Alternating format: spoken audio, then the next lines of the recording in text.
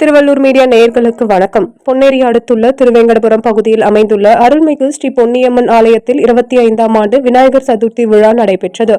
இந்நிகழ்வில் 27ஆம் தேதி முதல் 30ஆம் தேதி வரை விசேஷ அலங்காரம், விநாயகர் உள்பிரகார உலா, பிரசாதம் வழங்குதல், அன்னதானம் வழங்குதல், சிறப்பு பெரிய விநாயகருக்கு வான வேடிக்கை, மேலதாளத்துடன் திருவீதி உலா நடைபெற்றது.